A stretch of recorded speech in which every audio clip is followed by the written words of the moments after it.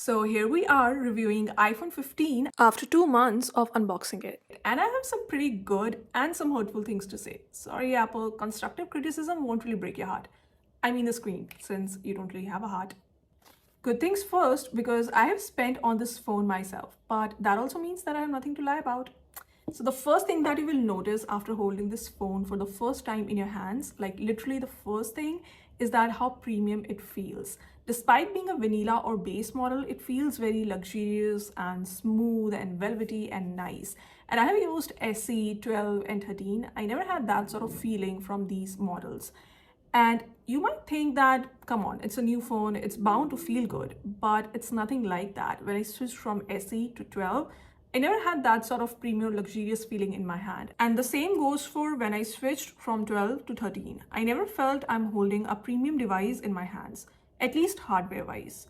So what gives away that feeling? Is it the matte texture, the gradient look, the curved edges? Maybe, because even when I compare iPhone 15 to the previous generation, which is iPhone 14, I can literally feel the difference between both of these models. Don't believe me? Look at this clip. These are the clips from iPhone 14 event, and when iPhone 14 came out, I couldn't help but notice that iPhone 13 and 14 were very much similar to each other. When we talk about the outer body, iPhone 11, 12, 13 and 14 were very much the same, just having minor differences between them here and there. But when iPhone 15 came out, it was a game changer. It had a matte glass back, there was this beautiful pink color, there was this gradient look when it comes to the camera and the rest of the body, and then there were curved edges, and let's not forget the dynamic island. I mean, it was such a fresh look after years of having the same kind of phone in our hands. I absolutely loved it. iPhone 14 feels like Cheap. compared to iPhone 15. And please, iPhone 14 users, don't feel offended. iPhone 14 was beautiful until iPhone 15 came out. Also, iPhone 15 feels so light. Like, why is it so light? It feels literally nothing compared to my iPhone 13. And by nothing, I don't mean literally nothing, but yeah, it's grams lighter. iPhone 13 was 174 grams and iPhone 15 is 171 grams. Nice, right? Also, fun fact, do you know iPhone 15 is the lightest iPhone since iPhone 12? Also, I like it that this phone is not very slippery and prone to fingerprints, although there is no way I'm going to use this without a case, but still. And then there is USB-C port, of course, and I didn't think it was much of a big deal until I actually started using it. Although I carry my cable literally everywhere, so I'm not begging for other people's cables, but even in the last 1 or 2 weeks when I forgot it, it was not really much of a big deal, which is a relief to have. Second, I don't carry two different cables for my Android and for my iPhone. More cables equal to more mess, and we don't want that. It's good to be a part of wider ecosystem of USB-C world. And I can use a USB-C pen drive directly on my iPhone to transfer the data and empty out my only 128 GB device. This trick is a lifesaver if you click or shoot a lot. For a regular person, AirDrop will do just fine, and the only time you will be plugging something into this iPhone will be to charge it. USB-C just opens the world of possibilities, and I love that. But enough about USB-C port. Even though I cannot just stop gushing about it, we have to move to the dynamic island. So when Dynamic Island came for the very first time, I heard many creators say that it's pointless and it's useless, and I don't really use it, and I still hear many creators saying it in 2023. But back then, as a person who has never really used Dynamic Island before except in Apple stores or maybe seeing it in videos, I believed it, and I was like, oh, maybe it is pointless and useless, but boy, I was wrong. And I realized that within 24 hours of using this phone. Let me show you how. So let's book an Uber. Someone is texting me, but I can still see how long my Uber is gonna take. I can do this forever and ever, even when my app is closed, without worrying about missing my cab. And not just that, it can be done with timers, phone calls. I mean, I don't even have to put my call on speaker to see if someone has picked up, nor I have to look at the call screen. I can browse on another app and give my attention to the call when the timer of the call starts. Same with playing music on Spotify, YouTube, and many more things. And let's not forget about all the cute widgets you can use on here. Oh, adorable, right? So now we have already covered what's good on the outside of this device. Oh, and the action button is only in the Pro models. The vanilla models still have that silent switch killer. And now it's time to look what's good in the inside of this phone. So this device right here has the same chip as of iPhone 14 Pro, which is A16 Bionic chip, which combined with more amazing features, which we'll talk about in the later part of this video, makes iPhone 15 a package you cannot refuse. Along with that, we also get an upgrade in the brightness. So this iPhone 15 provides 1000 nits of typical maximum brightness, a 1600 nits of HDR peak brightness, and a 2000 nits of outer brightness. And it's a huge upgrade from iPhone 14, and it's as similar to the iPhone 14 Pro. But then you must be thinking, what is this typical HDR and outer brightness? Well, we are not in a science class, I know, but let me tell you in very simple terms. Typical brightness means the brightness of the screen when the whole screen is lit up in a stable surrounding, such as indoors, like we are here in the room right now. The lighting is stable and the phone will perform at the peak brightness of 1000 nits.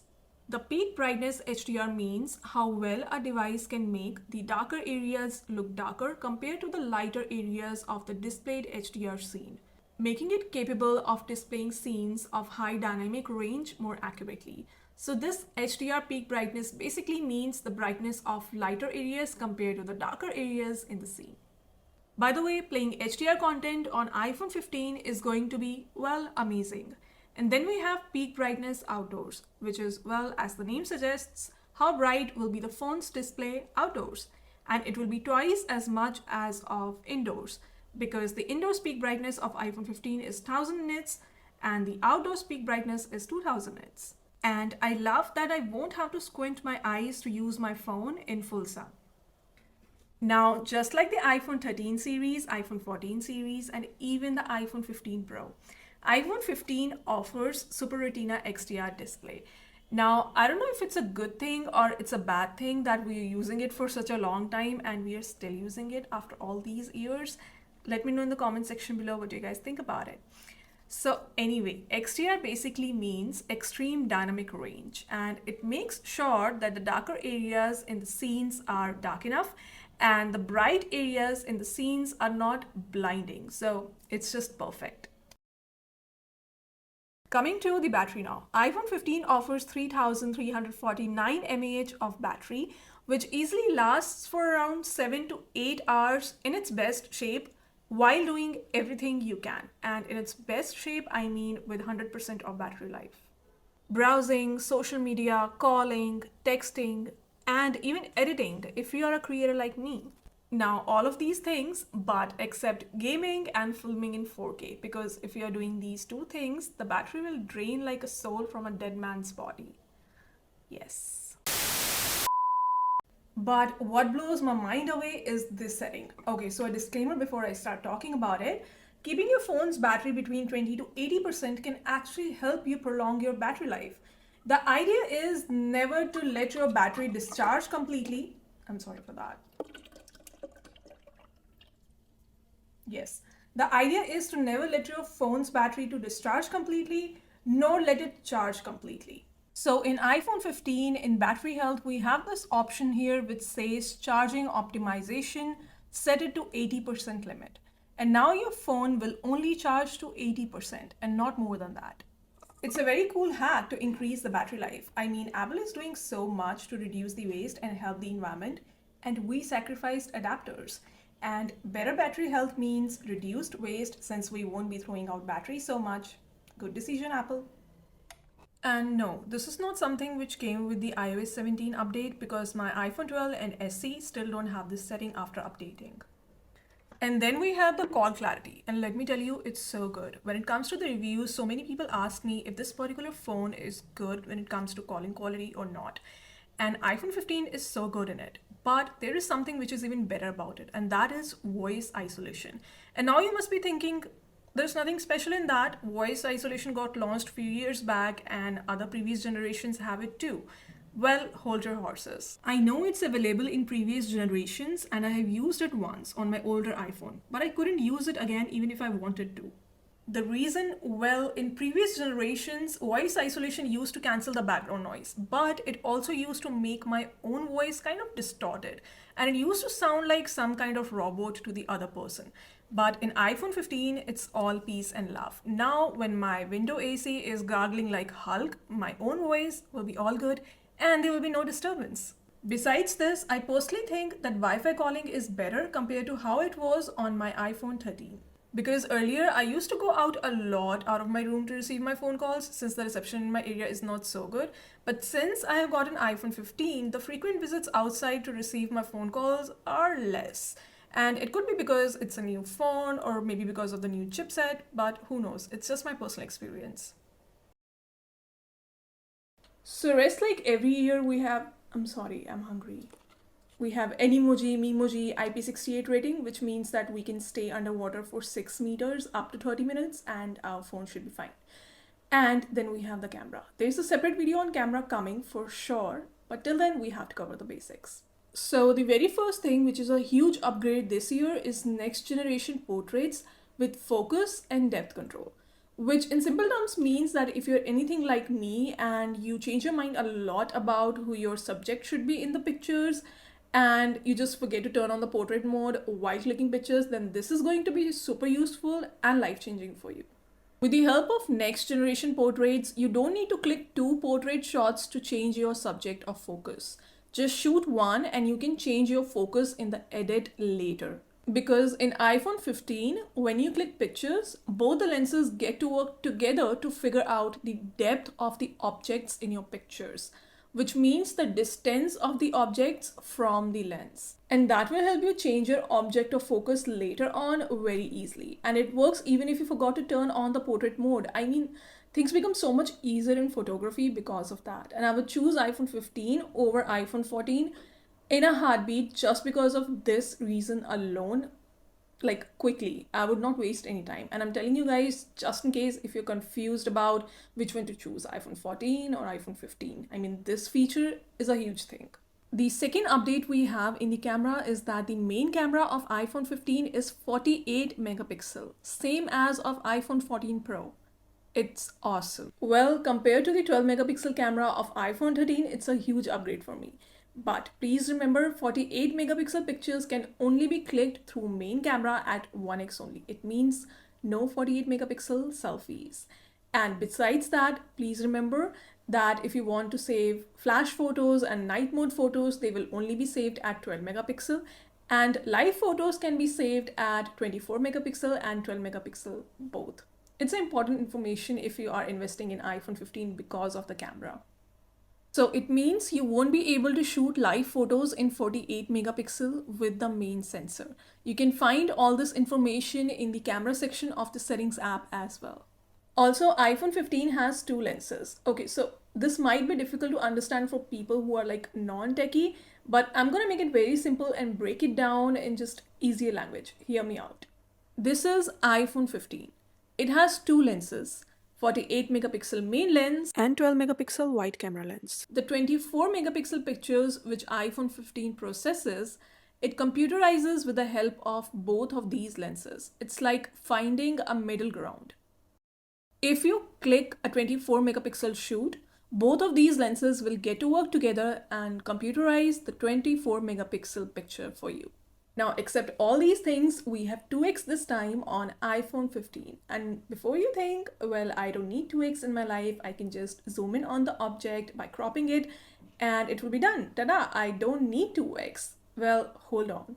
These kind of lenses, when they are installed in a camera, 2x, 3x, 4x, or even 5x, in other phones, iPhone 15 just has 2x. It's a different thing. And let me tell you how. With 2x zoom, iPhone creates a 12 megapixel image by cropping in on the full 48 megapixel image. So it's not bad in quality or grainy like it becomes when you are just digitally zooming in by yourself. And now you know the difference. Also, if you want to click 48 megapixel pictures, you gotta go to the camera section in the settings app, go to formats and enable resolution control. And then in the camera, you will be able to see this on the top right hand side, HEIF max. Enable it. If you turn on the live photo, the 48 megapixel camera will automatically turn off since the phone camera doesn't allow that. And now the more camera details will be in the camera testing video. Stay tuned for that. There is a lot to discuss. And now we are moving on to the not so good things about the iPhone 15 because it's not possible that there ain't any. Okay, so the first thing I hated about iPhone 15, and I'm going to be very transparent here because I hated it as a customer who purchased this phone, is the obvious one, the 60 hertz of refresh rate. And I mean, 60 hertz of refresh rate in iPhone is better than a regular Android phone. And I'm not saying some pricey Android phone, but yeah, regular Android phones in the segment of 40 to 50,000. iPhone is much better because of the background animation and the processor. But Apple, it's 2023 and you're holding on to 60 hertz of refresh rate in vanilla models like a dear child holding on to his mother. Like, I'm not saying that iPhone 15 vanilla models should have, the always on display and all that, but we should have at least the 90 hertz of refresh rate. I mean, we deserve that. It's 2023 and 60 hertz feels so old school. Moving on to the second thing that I have to complain about in iPhone 15 is that it can only be charged at a maximum of 27 watts over the USB-C port. Same as the lightning port. I mean, it feels like some kind of deceit because the lightning port had the same speed. And now moving on to the third thing, which got fixed actually. Like when I bought the phone, it was heating up a lot and now it's fixed because of the updates. And now, there I said it. All the things I hated about iPhone 15. I know there aren't many, but what can we do? It's an amazing device. Now I'll catch you all later. Bye.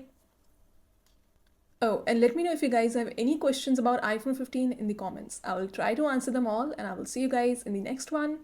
Bye.